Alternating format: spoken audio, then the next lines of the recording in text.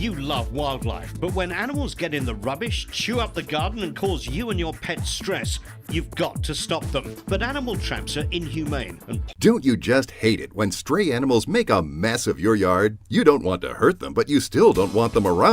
Night attacks by wild animals cause billions of dollars in damages every year to property and livestock. This nightly carnage causes distress and sleepless nights for farmers and homesteaders everywhere. But this damage is avoidable.